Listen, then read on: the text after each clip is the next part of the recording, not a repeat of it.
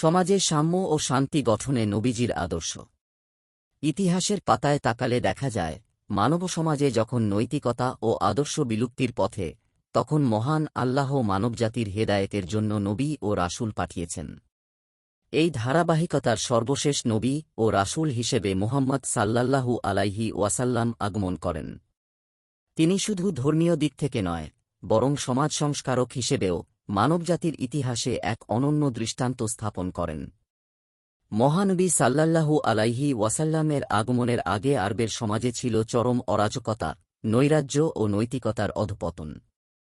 সেই যুগকে জাহেলিয়াত বা অজ্ঞতার যুগ বলা হয়। সে সময়ে হত্যা, রক্তপাত, নারীর প্রতি অবমাননা, দাসপ্রথা, মদ্যপান, জুয়া, ছলচাতুরিসহ অসংখ্য জুলুম ও কুসংস্কারে সমাজ আচ্ছন্ন ছিল। বিশেষ করে নারীর অবস্থা ছিল করুণ। কন্যাসন্তান জন্মগ্রহণ করলেই তাকে জীবন্ত কবর দেওয়া হতো। পবিত্র কোরআনে আল্লাহ তাআলা বলেন, আর যখন তাদের কাউকে কন্যাসন্তানের সুসংবাদ দেওয়া হয়, তখন তার মুখ অন্ধকার হয়ে যায় এবং সে ক্ষোভে পূর্ণ থাকে। সূরা নাহল আয়াত ৫৮। এই ভয়াবহ সমাজ ব্যবস্থার সংস্কার করে মহানবী সাল্লাল্লাহু আলাইহি ওয়াসাল্লাম একটি সোনালী সমাজ প্রতিষ্ঠা করেন। তাঁর সমাজ সংস্কারের উল্লেখযোগ্য কয়েকটি দিক তুলে ধরা হল। ১. নৈতিক মূল্যবোধের প্রতিষ্ঠা। মহানবী সাল্লাল্লাহু আলাইহি ওয়াসাল্লাম এর সমাজ সংস্কারের অন্যতম গুরুত্বপূর্ণ দিক ছিল নৈতিকতা প্রতিষ্ঠা। তিনি বলেন, আমি নৈতিক গুণাবলীর পূর্ণতা দানের জন্য প্রেরিত হয়েছি। মুয়াত্তায়ে মালিক, হাদিস ১৬৮৬। তিনি সত্যবাদিতা, আমানতদারিতা, ন্যায়বিচার, দয়া ও ক্ষমাশীলতার মতো গুণাবলী সমাজে প্রতিষ্ঠা করেন। মিথ্যাচার, প্রতারণা, অন্যায় ও অবিচারকে তিনি সম্পূর্ণরূপে পরিত্যাগ করার নির্দেশ দেন। ২. নারীর মর্যাদা প্রতিষ্ঠা। নারীর মর্যাদা প্রতিষ্ঠার ক্ষেত্রে মহানবী সাল্লাল্লাহু আলাইহি ওয়াসাল্লাম এর অবদান অনস্বীকার্য। তিনি নারীদের শিক্ষা গ্রহণ, সম্পত্তির অধিকার, উত্তরাধিকার এবং বিবাহ ও তালাকের অধিকার প্রদান করেন। তিনি বলেন, তোমাদের মধ্যে সেই ব্যক্তি উত্তম, যে তার স্ত্রীদের প্রতি উত্তম আচরণ করে। সুনানে তিরমিজি, হাদিস ৩৮৯৫। মহানবী সাল্লাল্লাহু আলাইহি ওয়াসাল্লাম নারীদের শিক্ষা, সম্পত্তির অধিকার ও মতামতের গুরুত্ব নিশ্চিত করেছেন। তিনি বলেছিলেন, যে ব্যক্তি দুটি কন্যা সন্তানের লালন পালনে ধৈর্য ধরবে, সে জান্নাতে আমার সঙ্গী হবে। সহিহ মুসলিম, হাদিস ২৬৩১। তিনি নারীদের মা, স্ত্রী, কন্যা ও সুনাগরিক সব পরিচয়ে সম্মানিত করেছেন এবং সমাজে তাদের সক্রিয় অংশগ্রহণের সুযোগ সৃষ্টি করেছেন। ফলে সমাজে নারীর অবস্থান উন্নত হয় এবং নারী পুরুষের মধ্যে পারস্পরিক সম্মান ও দায়িত্ববোধ সৃষ্টি হয়। ৩. দাসপ্রথা বিলুপ্তির প্রচেষ্টা। মহানবী সাল্লাল্লাহু আলাইহি ওয়াসাল্লাম দাসপ্রথাকে পুরোপুরি নিষিদ্ধ না করলেও তিনি এমন অনেক পদক্ষেপ নিয়েছেন যার ফলে দাসপ্রথা বিলুপ্ত হয় এবং দাসরা মালিকদের থেকে ন্যায্য অধিকার লাভ করে। যেমন তিনি দাসমুক্ত করাকে সওয়াবের কাজ বলেছেন। ইসলামী শরীয়ত একাধিক অপরাধের প্রতিবিধান হিসেবে দাসমুক্তির কথা বলেছে। যেমন কসমের প্রতিবিধানে আল্লাহ বলেন, এর প্রতিবিধান ১০ জন দরিদ্রকে মধ্যম ধরনের খাবার দান করা, যা তোমরা তোমাদের পরিজনকে খেতে দাও, অথবা তাদেরকে বস্ত্রদান, কিংবা একজন দাস মুক্তি। আর যার সামর্থ্য নেই তার জন্য ৩ দিন রোজা পালন করা। সূরা মাইদা আয়াত ৮৯। ৪. সাম্য ও ভ্রাতৃত্ব প্রতিষ্ঠা। মহানবী সাল্লাল্লাহু আলাইহি ওয়াসাল্লাম জাতি, গোত্র, বর্ণ বা ভাষার ভিত্তিতে কোনো প্রকার বৈষম্যকে স্বীকৃতি দেননি। তিনি বলেন, সব মানুষ আদমের সন্তান, আর আদম মাটি থেকে সৃষ্ট।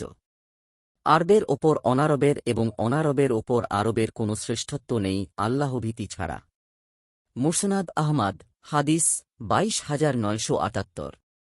এ বক্তব্যে তিনি মানবসমাজে সাম্য ও ভ্রাতৃত্বের ভিত্তি স্থাপন করেন। এই আদর্শ প্রতিষ্ঠার জন্য তিনি মুয়াখাত ভ্রাতৃত্ব স্থাপন প্রথা চালু করেন, যার মাধ্যমে মুহাজির ও আনসারদের মধ্যে ভ্রাতৃত্ব গড়ে তোলা হয়। ৫. অর্থনৈতিক ন্যায়বিচার। অর্থনৈতিক শোষণ রোধে মহানবী সাল্লাল্লাহু আলাইহি ওয়াসাল্লাম সুদ নিষিদ্ধ করেন এবং ব্যবসায় সততা বজায় রাখার আদেশ দেন। তিনি বলেন, যে ব্যক্তি প্রতারণা করে, সে আমার উম্মতের অন্তর্ভুক্ত নয়। মুসলিম, হাদিস ১০১। তিনি জাকাত প্রথা চালু করে ধনী গরিবের মধ্যে সম্পদের ভারসাম্য স্থাপন করেন।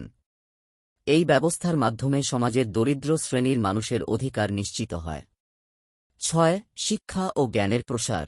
মহানবী সাল্লাল্লাহু আলাইহি ওয়াসাল্লাম জ্ঞানার্জনের ওপর অত্যন্ত গুরুত্বারোপ করেন। তিনি বলেন, জ্ঞান অর্জন করা প্রত্যেক মুসলিম নরনারীর ওপর ফরজ। সুনানে ইবনে মাজাহ, হাদিস 224। তিনি বদর যুদ্ধের বন্দীদের মুক্তির শর্ত হিসেবে মুসলিমদের শিক্ষাদানকে নির্ধারণ করেন। এটি ছিল শিক্ষা প্রসারে একটি যুগান্তকারী পদক্ষেপ। 7. ধর্ম নিয়ে বাড়াবাড়ি বন্ধ। মহানবী সাল্লাল্লাহু আলাইহি ওয়াসাল্লাম সবসময় ধর্মীয় গোঁড়ামি ও বাড়াবাড়ির বিরোধিতা করেছেন। তিনি বলেন, তোমরা বাড়াবাড়ি করো না, কারণ তোমাদের পূর্ববর্তী অনেক জাতি ধ্বংস হয়েছে ধর্ম নিয়ে বাড়াবাড়ি করার কারণে। সুনানে নাসাই, হাদিস 3057। তিনি ইসলামকে সহজ, সরল ও মানবিক জীবন ব্যবস্থা হিসেবে উপস্থাপন করেন এবং কোনো মানুষকে জোরপূর্বক ধর্মে প্রবেশ করাতে নিষেধ করেন। কোরআনে বলা হয়েছে, ধর্মে জবরদস্তি নেই। সূরা বাকারাহ আয়াত 256। 8. যুদ্ধক্ষেত্রে নীতি ও মানবতা। যুদ্ধের সময়ও মহানবী সাল্লাল্লাহু আলাইহি ওয়াসাল্লাম শৃঙ্খলা ও নৈতিকতা বজায় রাখার নির্দেশ দেন। তিনি স্পষ্টভাবে নিষেধ করেছেন যে শিশু, বৃদ্ধ, নারী, সন্ন্যাসী ও নিরস্ত্রদের হত্যা করা যাবে না। গাছপালা, ফসল, পশু ও উপাসনালয় ধ্বংস করা যাবে না। তিনি বলেন, আল্লাহর নামে যুদ্ধ করো, কিন্তু বিশ্বাসঘাতকতা করো না, লাশ বিকৃত করো না, শিশুদের হত্যা করো না। সুনানে আবু দাউদ, হাদিস 2614। 9. অসহায় ও দুর্বলদের প্রতি দয়া। মহানবী সাল্লাল্লাহু আলাইহি ওয়াসাল্লাম সবসময় সমাজের দুর্বল, দরিদ্র ও নিপীড়িত শ্রেণীর পাশে দাঁড়িয়েছেন। তিনি বলেন, তোমরা তোমাদের দুর্বলদের কারণে সাহায্যপ্রাপ্ত হও এবং রিজিক লাভ করো। আবু দাউদ, হাদিস 2594। তিনি এতিম, গরিব, দাস ও অভাবীদের প্রতি দয়া প্রদর্শনের জন্য উৎসাহিত করেছেন এবং সমাজকে তাদের দায়িত্ব নেওয়ার নির্দেশ দিয়েছেন। 10. সংঘাত নয়, শান্তি প্রতিষ্ঠা। মহানবী সাল্লাল্লাহু আলাইহি ওয়াসাল্লাম সংঘাতের পরিবর্তে শান্তিকে প্রাধান্য দিতেন। তিনি হুদায়বিয়ার সন্ধির মাধ্যমে শান্তি প্রতিষ্ঠায় তাঁর আগ্রহ ও ইচ্ছার প্রমাণ পেশ করেন। পবিত্র কোরআনে ইরশাদ হয়েছে, তারা যদি সন্ধির দিকে ঝুঁকে পড়ে, তবে তুমিও সন্ধির দিকে ঝুঁকবে এবং আল্লাহর ওপর নির্ভর করবে। তিনিই সর্বশ্রোতা, সর্বজ্ঞ। সূরা আনফাল আয়াত 61। মহানবী মুহাম্মদ সাল্লাল্লাহু আলাইহি ওয়াসাল্লাম শুধু ধর্মীয় নেতাই ছিলেন না, বরং একজন সমাজ সংস্কারক, নৈতিক আদর্শের প্রবর্তক এবং মানবতার মুক্তিদাতা ছিলেন। তাঁর শিক্ষায় অনুপ্রাণিত হয়ে একটি বর্বর, ভ্রান্ত ও কুসংস্কারাচ্ছন্ন জাতিকে একটি সুব্যবস্থাপূর্ণ, ন্যায়ভিত্তিক ও নৈতিক সমাজে পরিণত করা সম্ভব হয়েছিল। আজকের আধুনিক সমাজেও তাঁর আদর্শ চিরকাল প্রাসঙ্গিক ও অনুসরণীয়। দিন প্রচারের উদ্দেশ্যে ভিডিওটি শেয়ার করুন। লাইক, কমেন্ট, ফলো এবং চ্যানেলটি সাবস্ক্রাইব করে পাশে থাকবেন। মহান আল্লাহ আপনাকে উত্তম যা দান করুক। আমিন।